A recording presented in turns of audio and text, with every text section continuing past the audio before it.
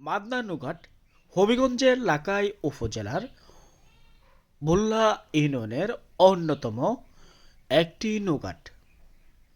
মাদনা বাজারের পাশে অবস্থিত নৌঘাটটি এখান থেকে কিশোরগঞ্জ জেলায় সরাসরি যাতায়াত করা যায়।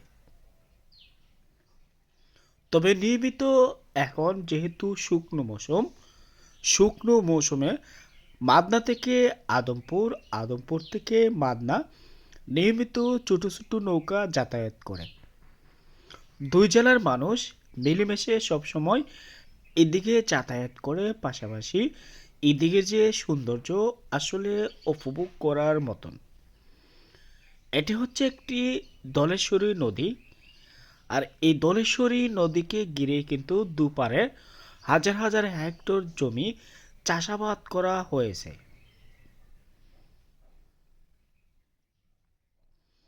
মাদনা নৌঘাট থেকে লাকাই, বল্লা, নাসিরনগর, আজমেরীগঞ্জ, ভৈরব ইত্যাদি অঞ্চলে যাতায়াত করা যায়। এদিকে যাওয়ার পর প্রথমে আমার শুকনো মৌসুমে এলাকার সৌন্দর্যটা উপভোগ। তবে নদীতে এখন পানি অনেকটাই কম থাকার ফলে খুব ভালোভাবে কিন্তু যাতায়াত করা যায় যখন বর্ষা মৌসুম। এদিকে পানিতে টইটুম্বুর হয়ে যায়। দুই বিভাগ, দুই জেলা, দুই উপজেলা, তবু তাদের মধ্যে অনেকটাই সেতুবন্ধন রয়েছে।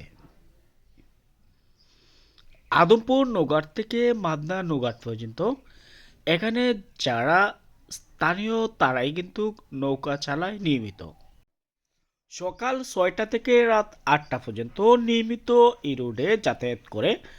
আমি যারা নৌকা চালায় তাদের সাথে কথা বললাম, রাতের বেলায় নৌকা যাতায়াত করতে বা নৌকা দিয়ে যারা যাতায়াত করে তাদের কোনো সমস্যা হয় কিনা।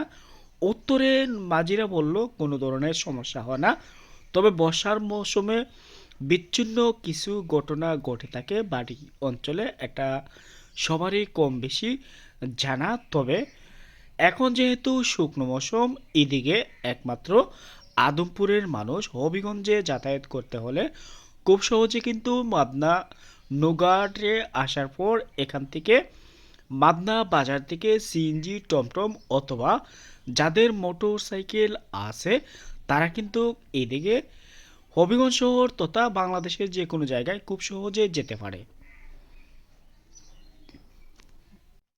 মাদনা থেকে আদমপুর নৌঘাট প্রতিদিন যারা নৌকা চালায় তারা যাত্রীদের কাছ থেকে জনপ্রতি 20 টাকা করে নিয়ে যায়, এবং আদমপুর বাজার থেকে খুব সহজে কিন্তু কিশোরগঞ্জ যাতায়াত করা যায়। তবে ওইদিকে দুইটি নদী থাকার ফলে গোদারা দিয়ে যাতায়াত করতে হয়।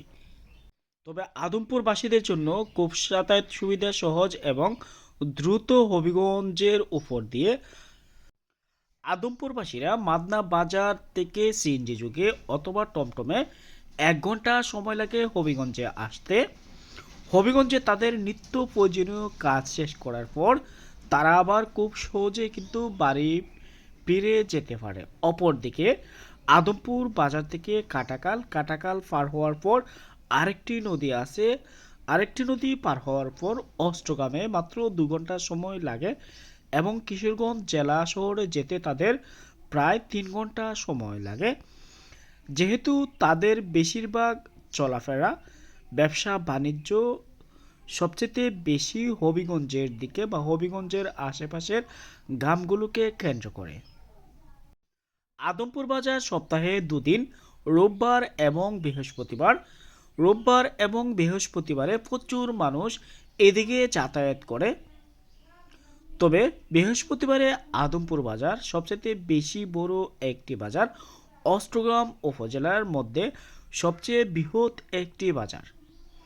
বাটি অঞ্চলে ঘুরবেন, বাটি অঞ্চলের সৌন্দর্য উপভোগ করবেন। ভিডিওটি কেমন লেগেছে অবশ্যই কমেন্ট করে জানাবেন। বেশি বেশি ঘুরবেন, দেশের সৌন্দর্য উপভোগ করবেন। ভালো থাকবেন, সুস্থ থাকবেন। আল্লাহ হাফেজ।